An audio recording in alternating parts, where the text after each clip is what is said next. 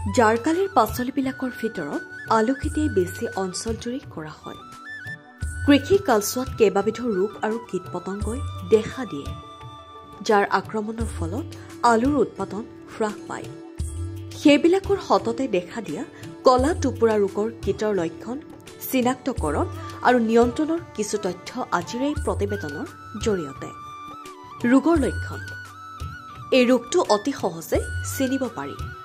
আলুৰ বাকলিত কিছুমান বিভিন্ন আকৃতিৰ কলা ৰঙৰ শুকান আলকেটেৰা সদৃশ টোপোৰা দেখিবলৈ পোৱা যায়। এইবিলাক প্ৰকৃততে ভেঁকুৰৰ টান বীজ।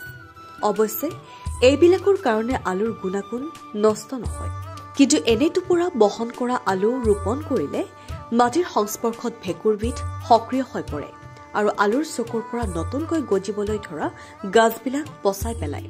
ফলত খেতিডৰাত আলু গছৰ সংখ্যা কমি যায়। ৰোগৰ প্ৰতিকাৰ। বাকলিত কলা টোপোৰা থকা আলুবোৰ বীজ হিচাপে সংৰক্ষণ কৰিব নালাগে আৰু তেনে বীজ ৰোপণ কৰিব নালাগে। ৰোগৰ কাৰক ভেঁকুৰবিধ মাটিত থাকে, গতিকে এই ৰোগ হোৱা মাটিডৰাত আলু চপোৱাৰ পিছত গোমধানৰ খেতি কৰিব পাৰে। চপোৱা আলুখিনি 3% গাঢ়তাৰ বৰিক এচিডৰ দ্ৰৱণত 20 মিনিট ডুবাই ৰাখি ছাট শুকুৱাই লৈহে ভঁৰালত ৰাখিব লাগে। বীজ শোধন।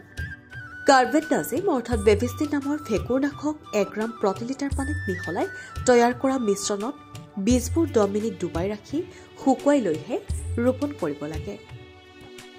অধিক তথ্যৰ বাবে অভিজ্ঞ কৃষকৰ পৰা পৰামৰ্শ ল'বলৈ নাপাহৰিব। নিউজ ডেস্ক ৰিপৰ্ট, অংকুৰিত অসম।